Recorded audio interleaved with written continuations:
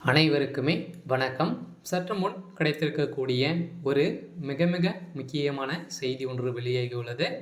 சற்று முன் அதிர்ச்சியில் திரையுலகம், தமிழ் இயக்குனர் திடீர் மரணம், இது மாதிரி செய்தி வெளியாகியிருக்கு.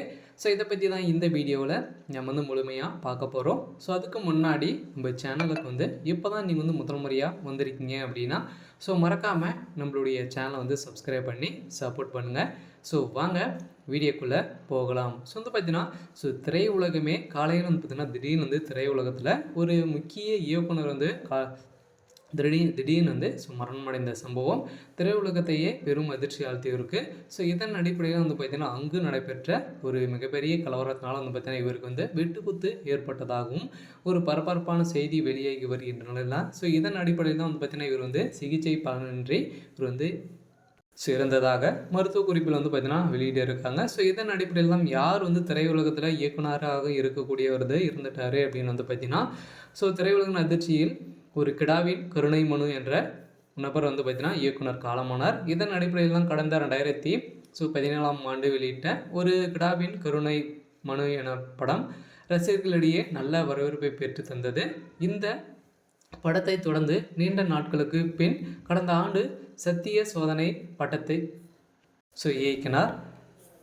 இதன் அடிப்படையில் இயக்குனர் சுரேஷ் சங்கையா இப்படி தனது 2 படங்கள் மூலமும் தனி சுத்துவமாக இயக்குனராக இருந்த சுரேஷ் சுங்கையா அவர்கள் பார்த்தீங்கன்னா கல்லீரல் பிரச்சனை காரணமாக சிகிச்சை பெற்று வந்திருந்த நிலையில் இன்று சென்னை ராஜீவ்காந்தி மருத்துவமனையில் சிகிச்சை பெற்று மரணமடைந்திருந்த நிலையில் இதன் அடிப்படையில் தான் பார்த்தீங்கன்னா இருவரு மரண செய்தி ஒட்டுமொத்த தமிழ் திரையுலகத்தையே அதிர்ச்சிக்குள்ளாக்கும் நிலையில் சுரேஷ் சங்கையா உடல் கோவில்பட்டியில் அருகில் இருக்கும் அவரது சொந்த ஊருக்கு எடுத்து செல்ல இறுதி சடங்கு செய்யப்பட்ட இருக்கிறதாகவும் ஒரு பரபரப்பான செய்தி வெளியேறும் நிலையில் அங்கு ஏற்பட்ட மிகப்பெரிய கலவரத்தினால்தான் பார்த்தீங்கன்னா இவர் ஏற்கனவே பார்த்தீங்கன்னா மர்ம நபர்களால் இவருக்கு நிறைய பிரச்சனைகள் இருந்து வருவதாகவும் செய்தி வெளியேறி இருந்துச்சு.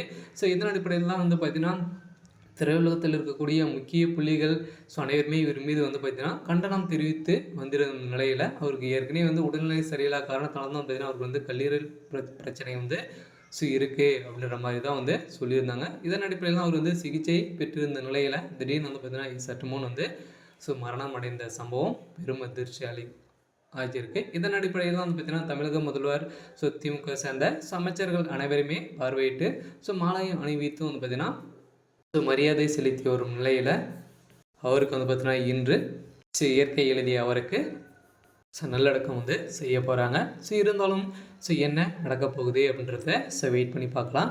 இது மாதிரி செய்திகளை அரசியல் சார்ந்த நிகழ்வுகளை தெரிஞ்சுக்கணும் அப்படின்னா மறக்காமல் நம்மளுடைய சேனலை சப்ஸ்கிரைப் பண்ணிக்கோங்க. தேங்க்யூ.